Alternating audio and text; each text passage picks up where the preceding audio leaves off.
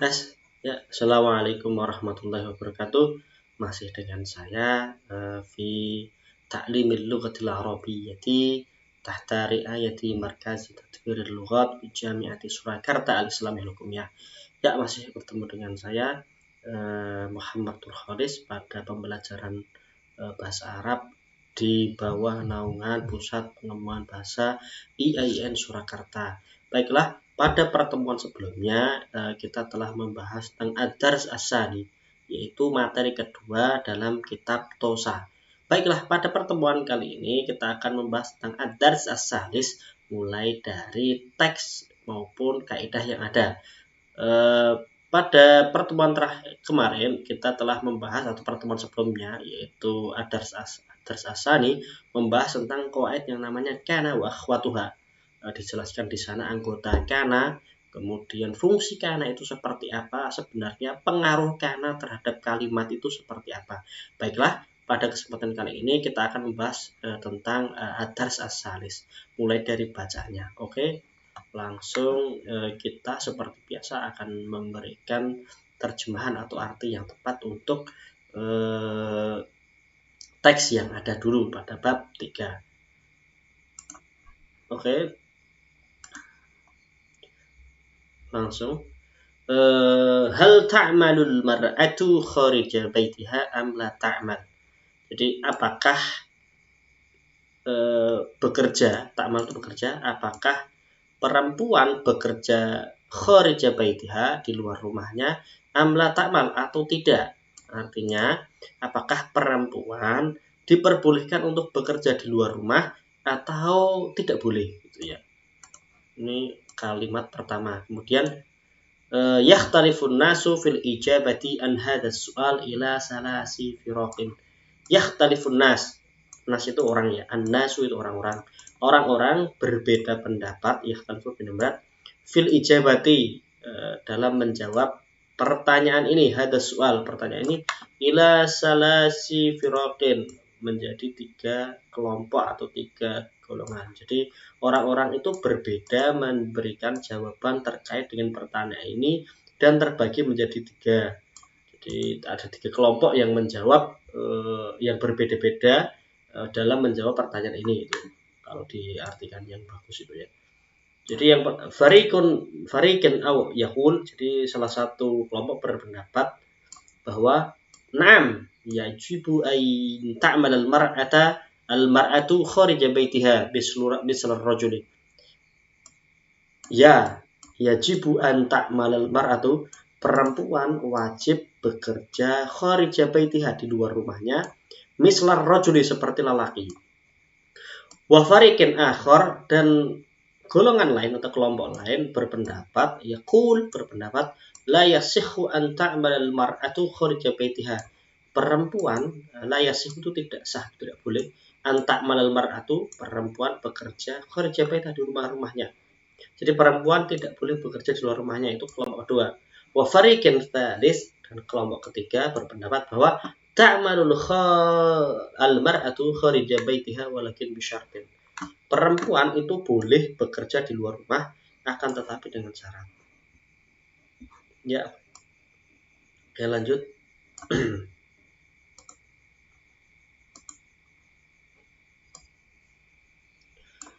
Yaqulul fariq al-awwal, kelompok pertama berpendapat innal mar'ata nisful mujtama. Perempuan, sesungguhnya perempuan itu nisful mujtama, bagian dari masyarakat. Wala tasihu an tajlisa fi baitiha. Dia tidak diperbolehkan hanya berdiam diri di rumah. Ya. Dia tidak boleh berdiam diri di rumah. Tajlisa ini duduk sebenarnya. Kalau diartikan di sini berdiam diri.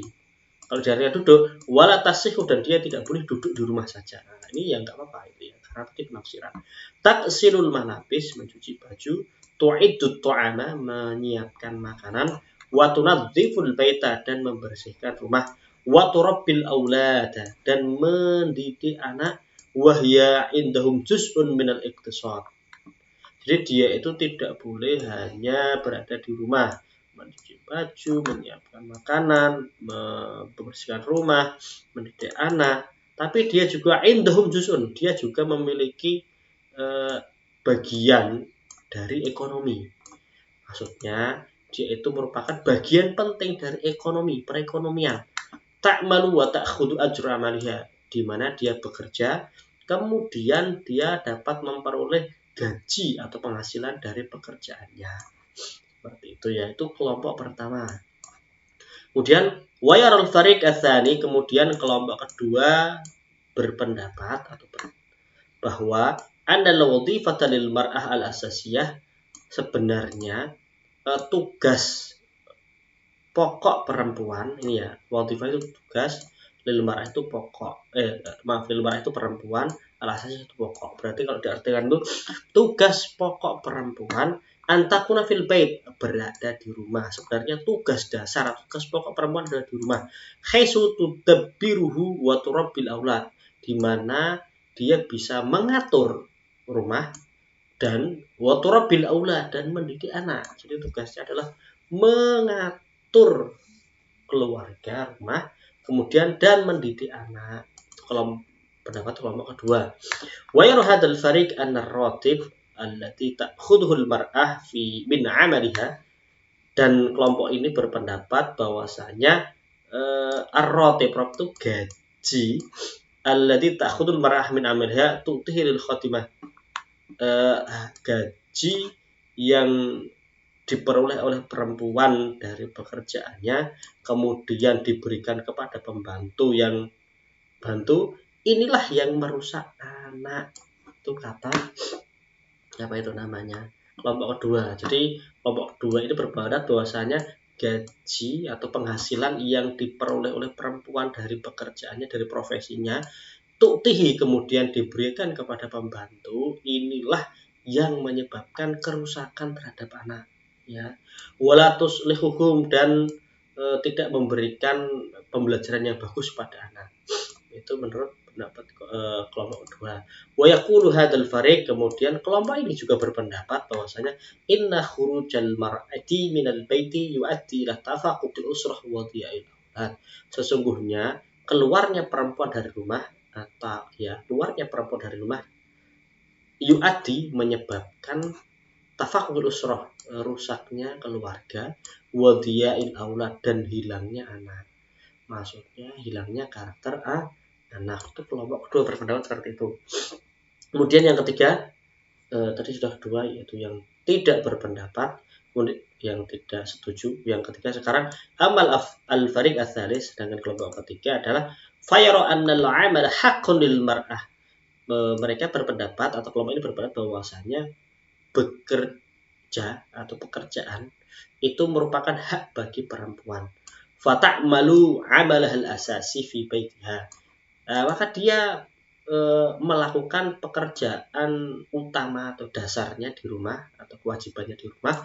Walah antakmal kerja, dan dia juga boleh bekerja di luar rumah. Artinya ini seimbang. Jadi apa itu namanya, dia bisa bekerja di rumah dan juga bekerja di luar rumah. Kemudian bisartin ain ta'mala fil majalat allati tunasbuha, dengan syarat dia bekerja sesuai dengan bidangnya, sesuai dengan bidangnya ini ya.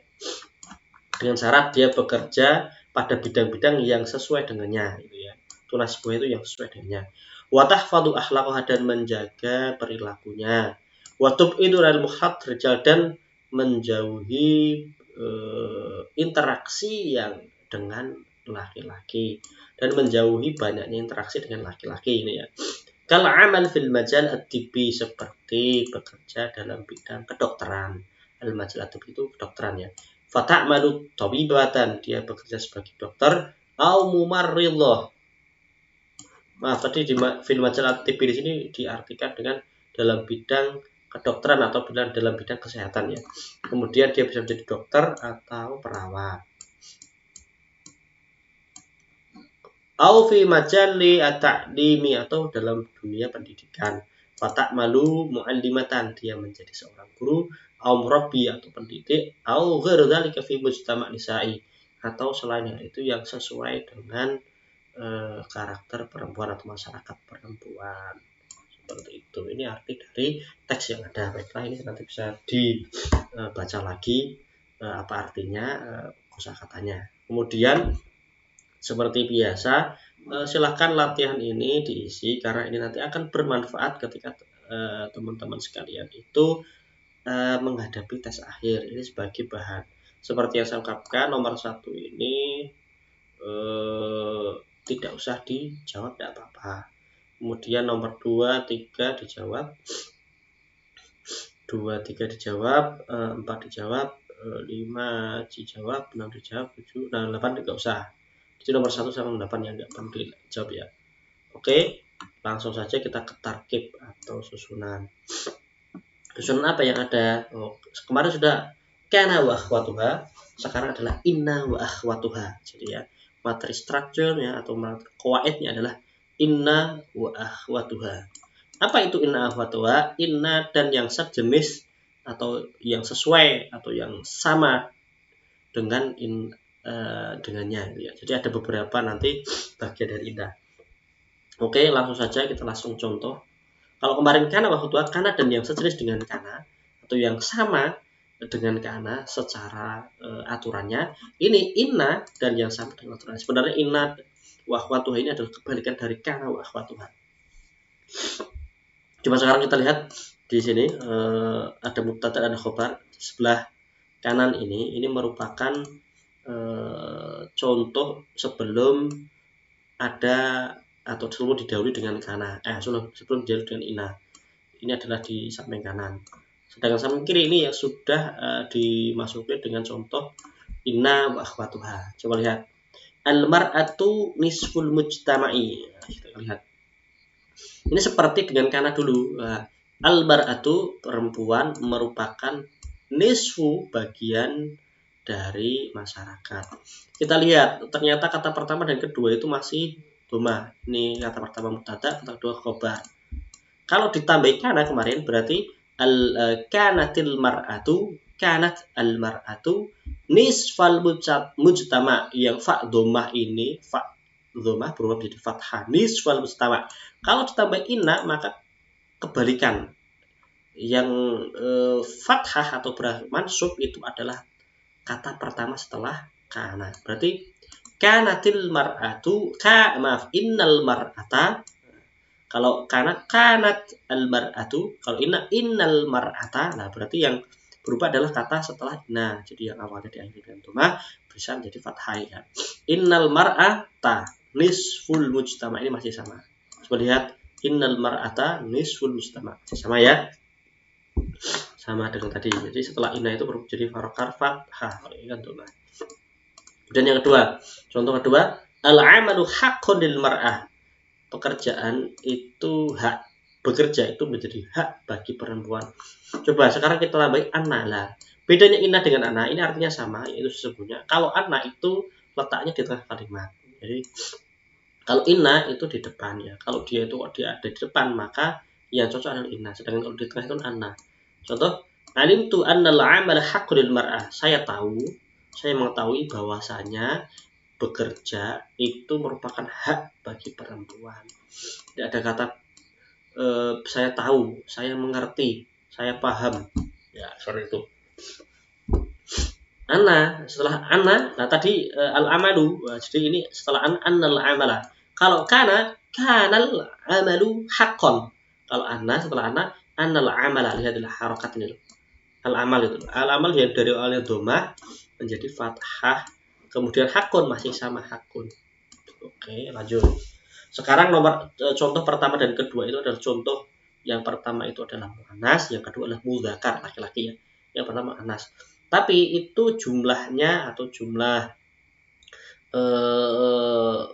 orangnya di situ, kuantitasnya itu satu atau namanya mufrad ya. Sekarang contoh nomor 3 dan 4 adalah contoh ketiga ini adalah ketika jumlahnya ada 2 orang atau 2 benda. Yang ketiga jumlahnya adalah jamak atau lebih dari 2 ya. Yang keempat itu ya. Yang ketiga sekarang. At-thalibani dzakiyani. Jadi di sini ada kata ani dzakiyani. Jadi asalnya kalau dia mufrad atau tunggal satu siswa atau satu mahasiswa itu at-thalibu dzakiyun. Nah, at-thalibu dzakiyun. Nah, harokat terakhirnya dhammah dan dhammatani. Sedangkan ketika ditambah dia 2 orang, maka nanti tambahnya adalah ani. At-thalibani. Jadi at-thalibu jadi at-thalibani. Zakiyun jadi zakiyan ditambahin ani. Nah, makanya cara merubah biar jumlahnya menjadi 2 itu adalah tambahin ani. Contoh, kursiun, kursiyani. Maktabun, maktabani. Nah, seperti itu ya. Itu cara merubah menjadi musanna atau menjadi 2 jumlahnya. Sekarang bagaimana kalau ditambah dengan inna? Sekarang kita lihat inna tholibaini. Nah, yang berubah itu adalah kata pertama yang awalnya alif nun jadi ya nun. Jadi inna tholibaini, nah kiyani yang kata kedua tidak berubah. Ingat ya, yang berubah adalah setelah innanya. Inna tholibaini yang awalnya at-tholibani jadi tholibaini, at-tholibaini ya, seperti itu. Terus contoh terakhir nomor 4, at-tholibuna ini jamak mudzakkar salim dari kata at-tholibu berarti para siswa. Para siswa itu bersungguh-sungguh mujtahiduna. Ingat ya. Jadi kalau jamak mudzakkar salim yang bukan laki-laki itu tambahnya adalah wawu dan nun. Dibilang wawu dan nun. Nah, ketika ditambah inna maka yang awalnya wawu nun menjadi ina. Kalau tadi aini, kalau yang jamak lebih dari itu adalah ina. Inna tholibaini, inna tholibina, maaf. Inna tholibina, ina ya. Inna tholibina mujtahiduna. Jadi yang awalnya wawu nun berjadi ina ya nun. Di inna tholibi. Nah, seperti itu. Inilah perubahan ketika didahului dengan inna. Seperti itu. Nah, sekarang ada penjelasan. Apakah apabila susunan mubtada dan khobar didahului dengan inna, maka mubtadanya kata pertama tadi disebut isim inna dan khobar mubtadanya disebut khobar inna. Jadi ini namanya kata pertama setelah ini namanya atau mubtada ini namanya isim inna, sedangkan nisfun di sini adalah khobar inna ya. Terus disebut khobar inna. Isim inna dibaca manasab, isim innanya ini dibaca nasab, kebalikan dari kana kemarin. Kabar khobar inna dibaca rofa. Khobar inna yaitu kata kedua ini dibaca rofa. Jadi sama dengan ketika belum ditambah dengan inna. Kemudian apa yang menjadi bagian dari inna itu dah. Inna, anna, ka'anna, lakinna, la'alla, laita. Itu ada 6 ya. Jadi inna ini artinya sesungguhnya, litakid. Anna ini sama artinya sesungguhnya tapi dia letaknya setelah berada di tengah. Ka'anna ini artinya seolah-olah atau seakan-akan. Jadi pengandaian ya.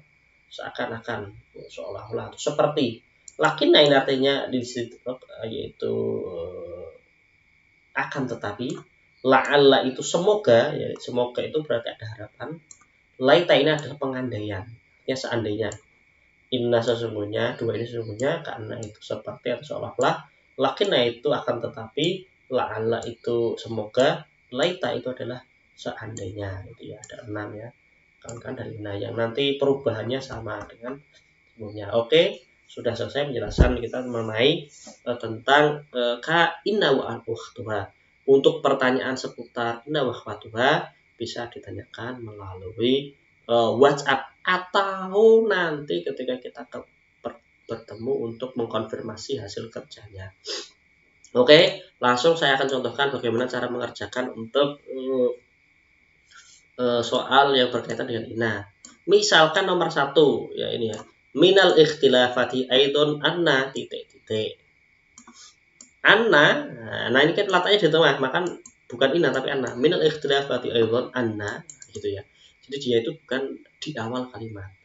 Nah, kira-kira apa yang tepat? Apakah al-muallimu dengan harokat dhammah terakhir ataukah al-muallima dengan harokat terakhir atau al-muallim sukun atau kasroh? Yang paling tepat seperti yang kita katakan tadi, setelah anna tadi baca mansub, kalau dia itu mufrad atau tunggal maka diakhiri dengan fathah. Yang tepat adalah ba. Seperti itu ya. Itu contoh untuk takmilul jumlah. Sekarang yang tahlilul akhta, yang analisis kesalahan. Nah, sekarang gini. Coba kita lihat innal wudu'a nadhafatan mustamirratun lil jismi. Sekarang kita lihat. Ini inna tidak bergaris bawah berarti dia benar. Al-wudu'a benar apa tidak? Setelah inna kalau dia mufrad berarti berharokat berakhir dengan fathah. Innal wudu'a benar berarti. Terus kemudian ini namanya isim inna ya. Khobar inna sekarang. Nah, dhofatan khabar inna itu tadi dibaca apa? Diakhiri dengan dhammah atau fathah kalau mufrad? Oh, diakhiri dengan dhammah. Berarti yang salah adalah ba. Mustamirrotun lah, ini mustamirrotun itu benar karena dia mengikuti nadhofah menjadi sifatnya itu ya. Jismi juga benar, yang salah kalau jawabannya adalah ba. Ya, seharusnya nadhofatun seperti itu. Oke, sedikit penjelasan dari saya. Nanti untuk apa itu namanya tugasnya silahkan dikerjakan ya di tahlil ini untuk multiple choice untuk yang tadrib takmilul jumlah nomor 2 sampai nomor 10, sedangkan tahlilul atau juga nomor 2 sampai 10. Tadi yang di atas juga sama, silahkan dikerjakan sampai selesai. Kemudian minggu berikutnya akan kita bahas. Begitu saja yang bisa saya sampaikan. Naktafi bihadzal kalam. Akhir dan liqa. Wassalamualaikum warahmatullahi wabarakatuh.